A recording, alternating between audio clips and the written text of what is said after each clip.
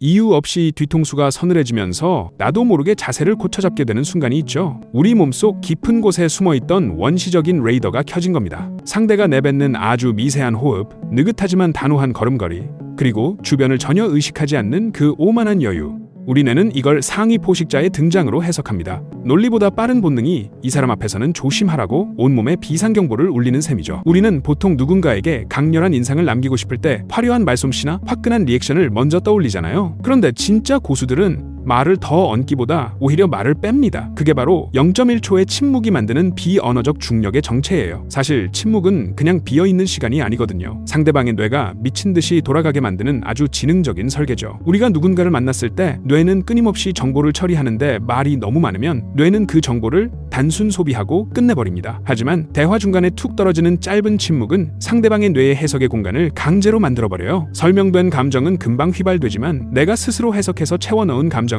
뇌 깊숙한 곳에 문신처럼 박혀서 절대 지워지지 않거든요. 스티브 잡스의 전설적인 프레젠테이션 기억하시나요? 잡스는 무대에 올라와서 바로 입을 떼지 않았습니다. 약 7초 동안 아무 말 없이 객석을 천천히 훑어봤죠. 그 7초 동안 현장은 순식간에 진공 상태가 됐고 청중들은 잡스의 다음 한마디를 듣기 위해 온 신경을 곤두세웠습니다. 이건 단순히 멋있어 보이려는 연출이 아니라 공간의 주도권을 완전히 가져오는 고도의 심리전이에요. 말을 쉴 새 없이 쏟아내는 사람들을 보면 가끔 전원 버튼 고장난 라디오 같아서 피곤할 때가 있잖아요. 반면에 이런 여백을 다룰 줄 아는 사람을 만나면 우리는 본능적으로 그 사람이 가진 권위와 여유에 압도당하게 됩니다. 이 짧은 찰나의 순간에 우리 뇌는 그 사람의 미세한 표정 변화인 마이크로 익스프레션을 읽어내려고 애를 씁니다. 아주 미세한 눈빛의 흔들림이나 입가에 스치는 옅은 미소 같은 것들이 100%의 논리적인 말보다 훨씬 강렬한 신뢰와 긴장감을 동시에 전달하거든요. 이렇게 형성된 심리적 중력은 상대를 그 사람의 궤도 안으로 끌어당기는 힘이 됩니다. 재미있는 건 이 중력이 작동하기 시작하면 이제부터는 무슨 말을 해도 훨씬 더 가치 있게 들린다는 거예요. 단순히 말을 잘해서가 아니라 그 사람이라는 존재 자체가 내 뇌에 중요한 정보로 입력됐기 때문이죠. 이런 감각을 가진 사람들은 대화를 할 때도 상대방의 말을 끝까지 듣고 나서 바로 대답하지 않습니다. 아주 잠깐 0.5초 정도의 시차를 두는데 이 짧은 멈춤이 나는 당신의 말을 충분히 음미하고 있다는 강력한 메시지를 줍니다. 사람들은 자신의 존재가 이렇게 깊게 수용될 때 형용할 수 없는 매력을 느끼게 되거든요. 결국 누군가의 기억에 영구적으로 남는 비결은 얼마나 많은 말을 쏟아내느냐가 아니라 얼마나 밀도 높은 여백을 선물했느냐에 달려 있습니다. 이 중력의 법칙은 대화의 기술을 넘어 타인의 삶에 깊숙이 침투하는 가장 우아한 방식이기도 하죠. 이제 그 중력의 중심에서 상대방을 어떻게 온전하게 몰입시키는지 들여다볼 차례입니다. 누군가와 대화를 나누고 나서 와, 이 사람은 정말 나를 온전히 이해하고 있구나 라는 전율을 느껴본 적 있으신가요? 보통 사람들은 공감을 잘해주고 싶을 때 힘들었겠다라거나 진짜 속상했겠다 같은 뻔한 위로를 던지곤 하죠. 하지만 진짜 자기장을 가진 사람들은 차원이 다른 무기를 꺼내듭니다. 바로 상대의 감정을 핀셋으로 집어내듯 정확하게 언어로 정의해주는 기술이에요. 예를 들어 너 지금 화가 난 게 아니라 열심히 준비한 노력을 무시당해서 서글픈 거구나 라고 짚어주는 순간 게임은 끝납니다. 뇌과학적으로 보면 이건 상대방의 뇌에 자기개념 강화 기억이라는 아주 깊은 각인을 새기는 행위거든요. 사실 우리 뇌는 엄청나게 이기적입니다. 온갖 정보가 쏟아지는 세상에서 내 생존에 진짜 중요한 정보가 아니면 0.1초 만에 휴지통으로 직행시켜버리죠. 그런데 누군가 나조차 몰랐던 내 속마음을 정확히 해석해준다? 그럼 뇌는 본능적으로 이 사람을 나를 이해하는 생존 필수 파트너로 인식하고 절대 잊지 못할 VIP 리스트에 올려버립니다. 솔직히 말해서 우리가 영혼 없는 리액션을 들었을 때 느끼는 그 묘한 불쾌함은 뇌가 저 자식은 지금 가짜 정보를 주고 있어 라고 경고를 보내는 거거든요. 반대로 내 감정의 정체를 정확히 읽어주는 사람 앞에서는 무장해제가 될 수밖에 없습니다. 이 분야의 끝판왕으로 불리는 인물이 바로 미국의 전 대통령 빌 클린턴입니다. 클린턴은 수많은 군중 속에서도 단 한 사람과 대화하는 것처럼 느끼게 만드는 마법 같은 능력이 있었죠. 비결은 아주 정교한 몰입과 동공 확장 신호에 있었습니다. 그는 상대와 눈을 맞출 때 단순히 쳐다보는 게 아니라 상대의 눈동자 속에 담긴 감정의 결을 읽어내듯 온 신경을 집중했어요. 이때 신기하게도 클린턴의 동공이 미세하게 확장되는데 우리 뇌는 상대의 동공이 커지는 걸 보며 무의식적으로 이 사람이 나에게 엄청난 호감을 느끼고 있구나 라고 판단하게 됩니다. 적대적이었던 기자들조차 그와 10분만 대화하고 나면 클린턴은 내 영혼을 들여다보는 것 같았다며 팬이 되어 돌아갔던 이유가 여기에 있죠. 이렇게 상대를 주인공으로 만드는 몰입은 단순히 기술적인 눈맞춤에서 나오지 않습니다. 상대방이라는 존재 자체를 하나의 우주로 인정하고 그 우주의 언어를 번역해주려는 진심 어린 태도가 핵심이죠. 나 이런 사람이야 라고 떠벌리는 100마디 말보다 당신은 지금 이런 마음이군요 라고 비춰주는 한 문장이 상대의 뇌를 훨씬 더 강력하게 장악합니다. 사람들은 나를 과시하는 사람에게는 박수를 보내지만 나를 발견해주는 사람에게는 마음을 바치거든요. 이렇게 상대방의 내면을 선명하게 비추기 시작하면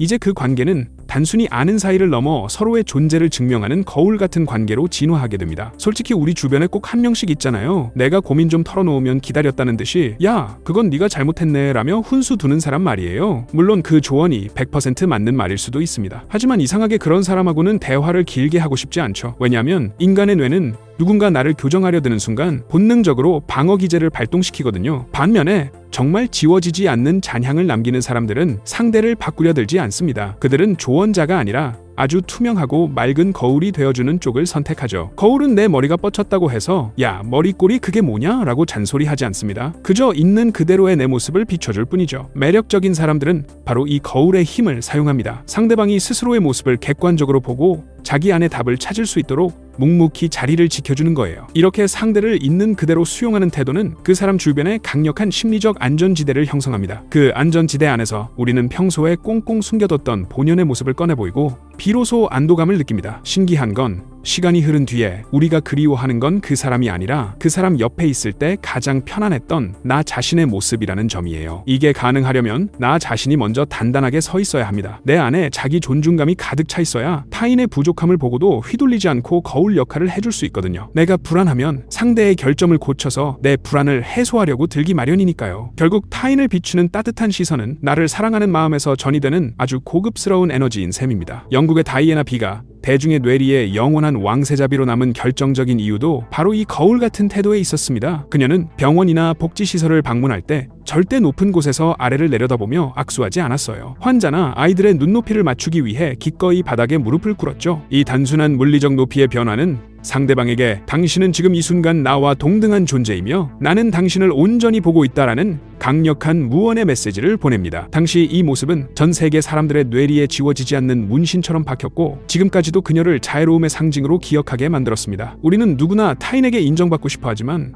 동시에 누구에게도 간섭받고 싶지 않은 이중적인 욕구를 가지고 있습니다. 이 까다로운 뇌의 욕구를 동시에 충족시키는 유일한 방법이 바로 상대를 바꾸려 하지 않고 비춰주는 거예요. 당신이라는 거울 앞에서 상대가 가장 아름다운 자신의 미소를 발견했다면 그는 아마 평생 당신이라는 존재를 잊지 못할 겁니다. 그런데 참 이상하죠? 이렇게 완벽하게 상대를 비춰주는 사람에게도 가끔은 인간적인 틈새가 보일 때 우리는 더 깊은 매력을 느끼곤 하거든요. 사실 빈틈이야말로 완벽함을 완성하는 마지막 퍼즐 조각일지도 모릅니다. 사실 우리 주변에 너무 완벽해서 정안 가는 사람들 꼭 있죠. 머리카락 한 올 안 흐트러지고 빈틈이라고는 일도 없는 사람들을 보면 경외심보다는 오히려 묘한 피로감이 몰려오곤 합니다. 뇌과학에서는 이걸 실수 효과 pratfall effect라고 부르는데 아주 유능한 사람이 보여주는 의외의 소탈함이나 실수가 오히려 대중의 유대감을 폭발시킨다는 원리예요. 실제로 1960년대 사회심리학자 엘리엇 애런슨이 재밌는 실험을 하나 했거든요. 아주 똑똑한 사람이 퀴즈를 풀다가 실수로 옷에 커피를 쏟았을 때 사람들은 그 사람을 가장 매력적이고 인간적이라고 느꼈습니다. 완벽함이라는 차가운 벽에 인간미라는 숨구멍이 뚫리는 순간 우리 뇌는 비로소 그 사람을 나와 연결될 수 있는 존재로 받아들이기 시작하는 거죠. 우리가 영화 속에서 완벽한 주인공보다 가끔은 헛발질도 하고 넘어지는 영웅에게 더 열광하는 것도 다 이런 심리 기제 때문입니다. 실제로 어떤 정치인은 선거 유세 중에 실수로 커피를 쏟았는데 오히려 그 모습이 인간적으로 비춰지면서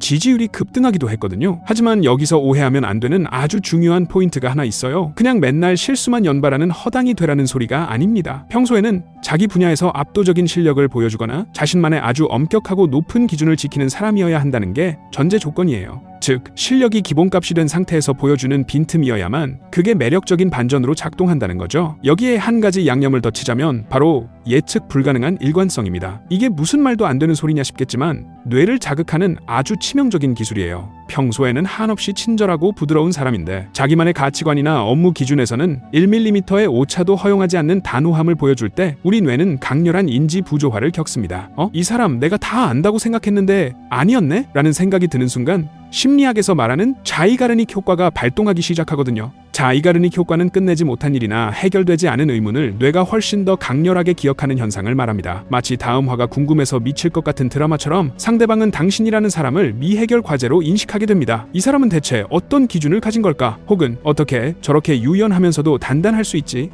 라며 머릿속에서 당신을 계속 소환하고 분석하게 되는 거죠. 친절함이 100% 예측 가능해지는 순간 상대는 당신을 이미 다 파악한 정보로 분류하고 서서히 관심을 끕니다. 하지만 따뜻함 속에 숨겨진 날카로운 칼날 같은 기준, 그리고 완벽함 속에 섞인 귀여운 빈틈이 공존할 때 당신은 상대의 뇌 속에서 결코 지워지지 않는 영원한 미스테리가 됩니다. 그리고 이 미스테리는 대화가 끝난 뒤에도 아주 긴 여운을 남기며 상대방의 마음을 계속해서 흔들어 놓게 되죠. 그 여운이 어떻게 강력한 잔향으로 남는지 알게 되면 아마 깜짝 놀라실 거예요. 혹시 영화가 다 끝나고 나서도 엔딩 크레딧이 올라갈 때까지 자리를 못 두고 멍하니 있었던 적 있으신가요? 분명 스토리는 다 끝났는데 가슴 속에서 뭔가 일렁거리는 그 기분 말이에요. 심리학에는 피크 앤드 법칙이라는 게 있습니다. 우리 뇌는 어떤 경험을 전체의 평균으로 기억하지 않아요. 가장 강렬했던 순간인 피크와 마지막 순간인 엔드의 기분만으로 그 사람의 전체 인상을 결정해버리죠. 아무리 대화가 즐거웠어도 마지막에 이제 가야겠네요. 수고하세요. 같은 무미건조한 말로 끝을 맺으면 뇌는 그 만남을 그저 그런 비즈니스로 분류하고 서랍장에 처박아 버립니다. 정말 매력적인 사람들은 대화의 마지막 1%를 다루는 솜씨가 예술입니다. 그들은 관계를 억지로 깔끔하게 요약하거나 정리하려 들지 않아요. 오히려 감정을 다 소모하지 않고 살짝 남겨두는 감정의 비소비 전략을 쓰죠. 오늘 정말 즐거웠습니다 라는 뻔한 인사 대신 상대방이 뒤돌아설 때까지 그 온도를 유지하며 짧지만 묵직한 마침표를 찍습니다. 예를 들어 세계적인 경영자들은 작별할 때 긴 말을 하지 않아요. 그저 상대의 눈을 잠깐 더 바라보며 오늘 당신이 해준 그 이야기 한동안 제 머릿속을 떠나지 않을 것 같네요. 같은 한마디를 툭 던집니다. 이 짧은 문장은 상대방의 마음속에서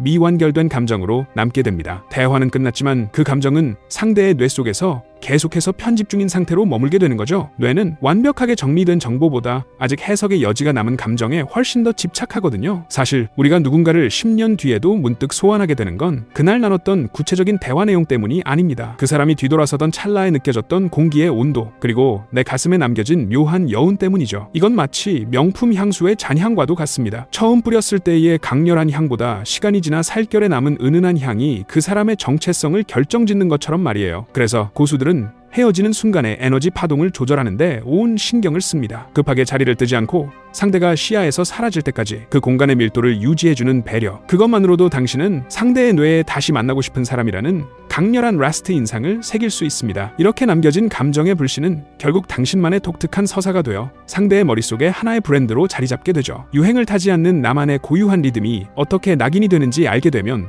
더 소름 돋으실 거예요. 요즘 세상은 개성이 넘쳐나다 못해 폭발하는 지경이죠. 유행하는 옷을 입고 유행하는 말을 따라하며 어떻게든 돋보이려고 애쓰는 사람들 사이에서 진짜 무서운 존재감을 발휘하는 사람들은 오히려 유행에 눈길 한번 주지 않습니다. 그들에게는 남들이 만든 유행보다 훨씬 더 강력한 자기 서사라는 엔진이 있거든요. 뇌과학적으로 보면 이건 다감각적 각인이라고 하는데 단순히 시각적인 정보를 넘어 청각, 후각, 그리고 그 사람이 풍기는 고유한 분위기가 하나로 통합되어 우리 뇌에 일종의 브랜드로 등록되는 과정입니다. 솔직히 말해서 남들 다 하는 것 따라 하면 중간은 가겠지만 절대 대체 불가능한 사람은 될 수 없습니다. 뇌는 익숙한 패턴을 보면 또 이거네 하고 에너지를 아끼기 위해 관심을 꺼버리거든요. 하지만 어떤 상황에서도 흔들리지 않는 자신만의 리듬을 고수하는 사람을 만나면 뇌는 일종의 경외심을 느낍니다. 심리학에서는 이를 일관성의 공포라고도 부르는데 외부 압력이나 환경 변화에도 굴하지 않고 자기 자리를 지키는 태도가 상대에게 엄청난 심리적 압박과 동시에 신뢰를 주기 때문이죠. 저 사람은 진짜구나 라는 확신이 드는 순간 그 사람의 말 한마디는 법전보다 더 무거운 무게를 갖게 됩니다. 이런 자기서사는 아주 사소한 디테일에서 완성되기도 해요. 50년 동안 오직 한 브랜드의 향수만을 고집했던 어느 유명 예술가의 이야기를 아시나요? 사람들은 그가 방에 들어오기도 전에 복도의 감도는 은은한 향기만으로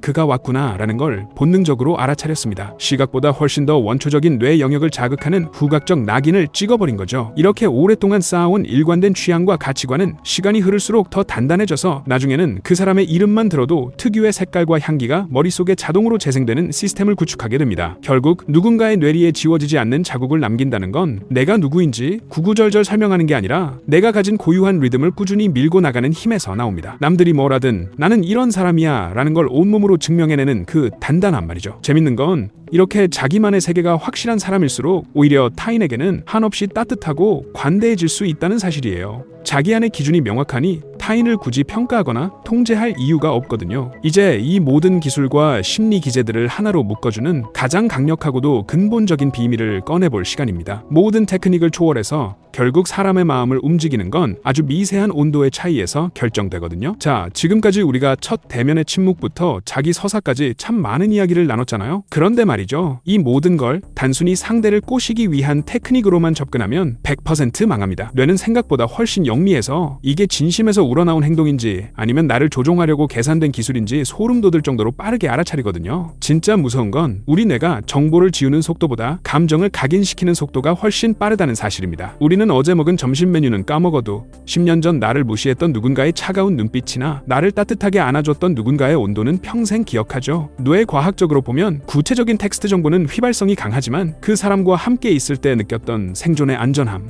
혹은 존중의 감각은 뇌의 깊숙한 변연계에 영구 저장되기 때문이에요. 결국 잊히지 않는 사람들의 마지막 비밀은 화려한 기술이 아니라 바로 이 영혼의 온도에 있습니다. 전 세계적인 전설이 된 어느 호텔리어의 이야기를 해볼까요? 그는 은퇴하는 날까지 수천 명의 고객 이름을 모두 기억하는 것으로 유명했습니다. 사람들은 그가 무슨 암기 천재인 줄 알았지만 그가 은퇴하던 날 공개된 건 아주 낡은 수첩 하나였어요. 그 안에는 고객이 좋아하는 꽃, 지난번에 왔을 때 알았던 감기, 심지어 그들이 키우는 강아지 이름까지 빼곡하게 적혀 있었죠. 그가 수천 명의 이름을 외운 건 대단한 서비스 기술을 뽐내고 싶어서가 아니라 내 눈앞에 한 사람을 진심으로 존중하고 싶은 자기만의 직업적 기준이었던 겁니다. 그가 은퇴하던 날 전 세계에서 도착한 산더미 같은 편지들은 그가 남긴 기억의 가치가 얼마나 거대한지 증명해줬습니다. 이 모든 특징들이 상대를 붙잡기 위한 미끼가 아니라 나 자신의 인간적인 품격을 지키는 과정에서 자연스럽게 흘러나온 결과물일 때 비로소 진정성이 폭발합니다. 내가 나를 먼저 깊이 존중하고 나만의 단단한 기준을 세우면 굳이 애쓰지 않아도 주변에는 자연스럽게 당신만의 강력한 자기장이 형성됩니다. 사람들은 그 따뜻하고 단단한 자기장 안으로 스스로 걸어 들어오게 되어 있어요. 결국 남들에게 기억되고 싶다는 욕망을 내려놓고 내가 어떤 사람이 되고 싶은지에 집중할 때 비로소 당신은 누군가의 인생에서 절대 지워지지 않는 단 한 사람이 될 수 있습니다.